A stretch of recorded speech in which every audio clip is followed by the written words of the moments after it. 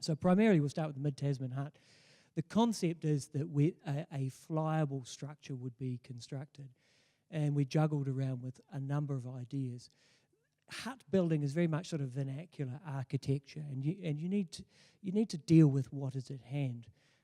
Within New Zealand, we have a similar but different series of drivers to what you would have if you were engineering in Canada, and a different series of risks and approaches. Our construction materials, wind, the nature of the environment, and the like. So that drives a different form and format of solution. So here's our initial concept for a single liftable, flyable bivvy for mid-Tasman to go into Beetham.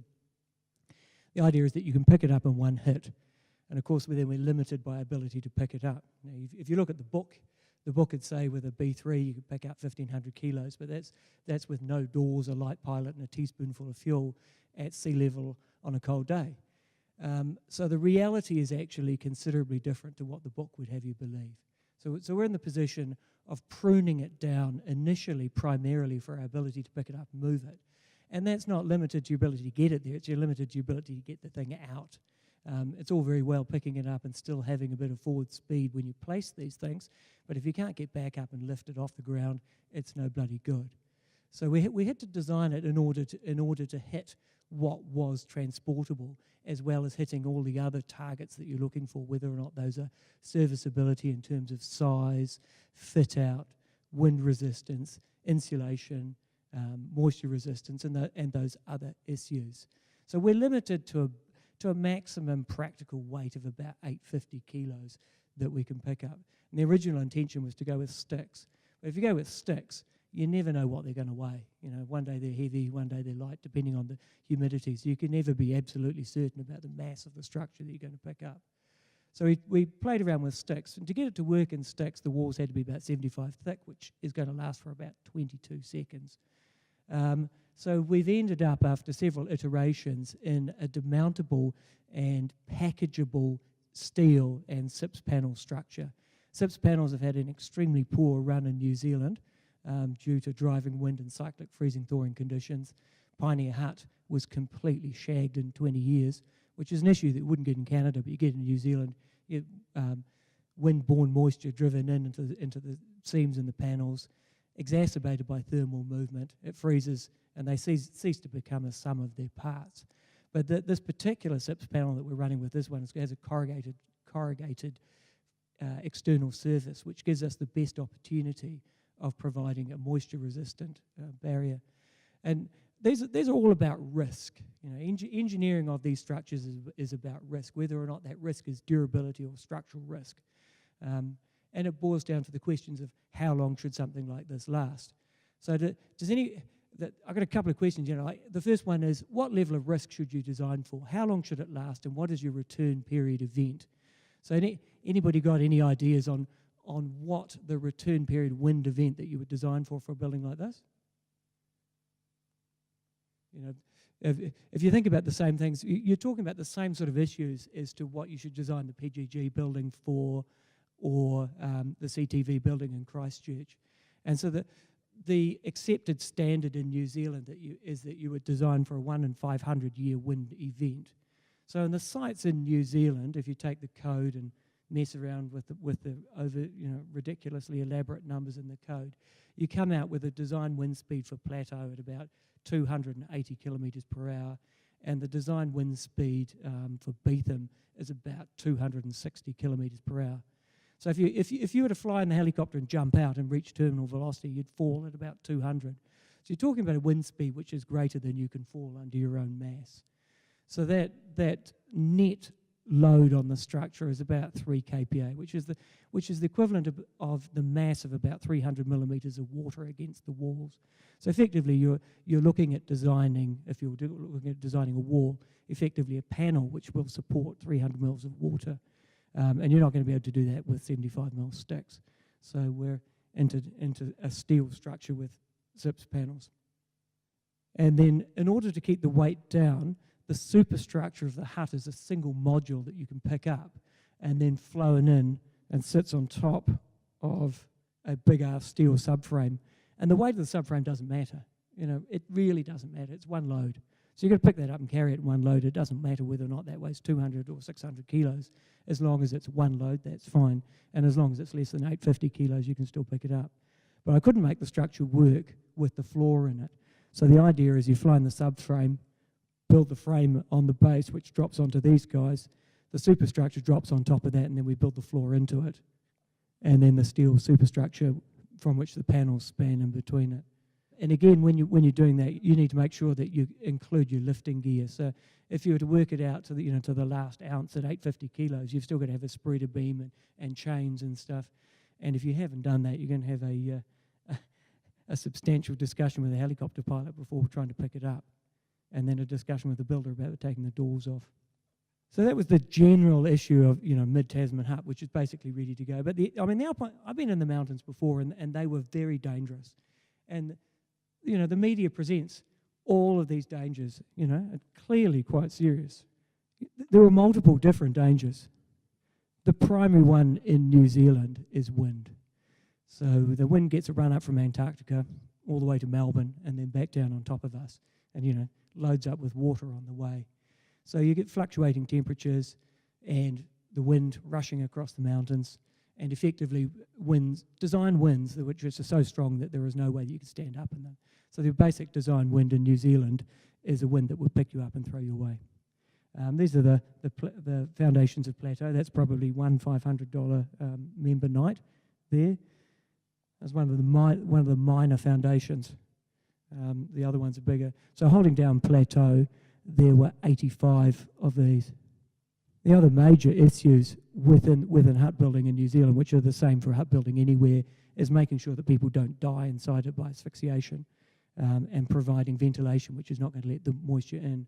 Now, I was talking to Mike Davies before, and he was suggesting it was a great idea that we install coal burners in all the huts so that we can heat them up and fly coal in there. So until that happens, we're stuck with unheated huts, which we have to live with. So they're unheated, unpowered. We have to provide a passive ventilation system. This is McKinnon Pass, which is here as an example. The passive ventilation to let snow out and through, and then beneath the floor, passive ventilation in. And that's all there is. The other thing is the huts go flat out to destroy themselves faster than the external issues can destroy them. And anyone who's spent any time in an old New Zealand hut will be perfectly aware of this. The more recent structures have involved an internal moisture barrier, which is an unusual technology in New Zealand, which is not an especially cold place. So the reaction of initially when those moisture barriers were placed inside the linings was, what's this black shit inside the walls, mate? But as you'll be aware, everyone cooking, breathing in a cold hut, which is unheated, the inside of the hut is filled full of humid atmosphere. In the old huts like Tasman Saddle here, it goes straight through the wall linings until it gets to the place where it hits zero. It goes cold, it condenses out, and then freezes in the wall. And then over time, it never gets out of the walls. Anyone who's been in Murchison will know that. And with cyclic freezing and thawing over the seasons, the hut basically just disintegrates from the inside out. And you're never going to remove that moisture from the walls. And that's an issue which is largely lost on New Zealanders. And the idea of building it in, the earlier designs of Pioneer, Colin Todd, Empress, they do not have an internal moisture barrier preventing moisture from getting into the hut walls, and they have cladding fixed directly to the outside, so there's no mechanism for moisture to escape from the walls. And with the local vernacular, a number of ideas have been tried. This is not a bad idea, and it's particularly interesting from a historical perspective, the old llama flying, and this is Gardner Hut when it was constructed. I subsequently went in and designed the toilet from behind it, which is the high point of my structural career. I think perhaps a little more steel might have been worthwhile there. The issue being is that everything lines up to destroy them. There are a number of notable huts which have been built and never slept in. One of the Mueller huts was annihilated by an avalanche before it was ever slept in, and the earlier McKinnon Pass hut was blown away before anyone had ever slept in it. Within New Zealand, there are a number of notable failures, and people have been killed in New Zealand through the result of wind or rockfall. looking up, or looking down Haast Ridge, the original Haast hut before it was crushed by snow. Following the Second World War, there was the ability to fly things. So that there are several loads of timber from beneath the Dakota going into Mueller in 1947, and then ultimately into the lower Mueller Glacier, never to be seen again. And that is one of the ones which was recovered. The interesting thing, which is not shown in this photograph, is that string leads to one of the parachutes. Talking about risk, if you have a look at the picture, line across there, and there's this thing here. The issue being is that you can be blinded by any one of a number of issues if you approach it with the thought that I need to design for snow, which is usually not a loading issue. It's more of a serviceability issue, particularly if somebody leaves the door open. If you approach it by saying I've got to design for snow, or I need to design for wind, or I need to design for moisture, you need to take the wider view. And I suspect that when the earthquake comes, depending on how big the earthquake is, that's a possible rupture. That one there is. And you'd be looking for a different way to walk home. And I'd suggest you probably have to bike home, because if you parked your car in Whitehorse Hill, it's not going to be there. So there they are again in a different light, and you can see that there as well. So this is same place. Immediately after construction, I'd been extremely clever and put in a vent pipe. And the vent pipe lasted for a week. And it used to be there. So we just flown with a hacksaw and cut it off, because it was folded in half by the snow coming off the roof. Well, that's all very well. There are actually, it does actually get more than that, but so there we've got a good 3.5 to 4 metres of snow on the site, which is not really a problem unless you've got somewhere flat. If you can shed the snow off the roof, the lateral load of the snow on the walls is not significant. And people will often ask me saying, what's the snow load? Well, the snow load's actually bugger all against the walls and bugger all against the roof. But if it can shed it off the roof onto somewhere flat and you can't get rid of it, you then need to deal with the mass of that. So it's a more complex problem than just working out how much snow you get.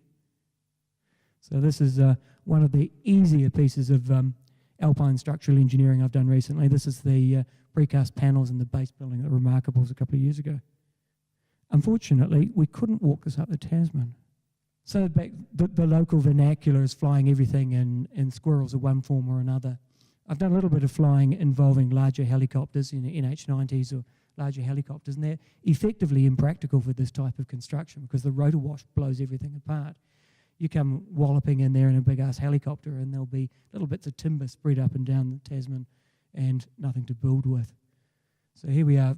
This is Plateau quite a few years ago now, and the hut is entirely prefabricated into modular units and then pre-assembled off-site, labelled, stacked, brought in, and then put together basically like a large piece of Lego around the steel frame, and ultimately the completed structure, designed for its 300 kilometre-an-hour winds on its cantilevered frame. Out with the old and in with the new. This is the same design of the non-rock avalanche resistant alpine dunny. This is Empress, which is vying for the possibility of the highest building in New Zealand, because it's higher than Empress Hut. That's why I put it up on sticks. And the standard rollout drum. And again, you need to look at the overall serviceability. This system works here where you've got enough wind to clear snow off the dunny site, and you can skid the drums out when it might be full. But at Mueller, or a situation like Mueller, if you've got snow on the level ground that doesn't get cleared and a large number of users early season, it'll fill up and you can't get the drums out. And the issue is here. The door can't swing into the jam. You need a ruthless latch, which is going to work at all times. And somewhere like Mueller, you need an idiot-proof latch as well. Of course, there's various precipitous places to build huts. I was looking up at the subframe of Plateau. And the subframe of Plateau, each individual module is designed in order that they may be placed in order. The knee bone is connected to the hip bone, is connected to the backbone. So they have a sequence for construction and a series of detailing in order to allow that sequence. So there are latches, landing plates, hooks, and so that you can construct it in a specific order. Also, this is New Zealand, and in the weekend, the wind might be anything up to 200 kilometres an hour, and you can't have stuff lying around. It's got to come straight in, get bolted in, and be secure, otherwise you'll lose it. There's a few other ideas around. This is not one of mine. And it works adequately, but you want to try putting furniture in there. That's at Mount Larkins. But it's very much the local vernacular with what can be done within the environment. It's amusing to watch the Canadian huts with the stacks of stacked rock and the likes, whereas New Zealand, we get old Lysac corrugated iron. This is appropriate for its use. This is on the Old Man, where it's not exposed to too much wind, and that's probably why it's still there. Versus Albert Burn Hut, which is the other end of the spectrum, still with the local vernacular corrugated iron cladding, but considerably more money available. This is a demountable structure, so it's held down by gabions over top of the subframe, so that supposedly it can be removed and lifted out. We also have in here the same style of skid fly-out toilet. This one's got wheels, so it can be rolled out and snatched up and then flown out. And the architectural rafters, which are a good place to hit your head. Final loads out of Brewster. Another interesting site in that this is wind exposed, and the stability of the platform is an issue here, but it's easy flight. So the flight time and the gearing up for flying here is considerably easier than, say, somewhere like Plateau. And in this particular hut, there's no rock. So, hooking buildings down in New Zealand is a huge issue. Here, we allowed to fly in precast concrete panels, which were dropped into holes excavated by a couple of very sad guys after a week. And then the structure is framed up on top of that with a cross-brace steel frame. And then the same construction system involving modularised panels, which are prefabricated off-site. They can be flown in and clipped together in one hit at work. And of course, reading material is still the same. Final last loads. This is the early squirrel that was here, which doesn't have the same lifting capacity. And Ding has just had 3 goes at getting into the site and dragged several packets of timber about 100 yards up the rock. This is a Super D, which has got a Lycoming engine rather than the original squirrel engine in it. It's not quite as strong. And that's it.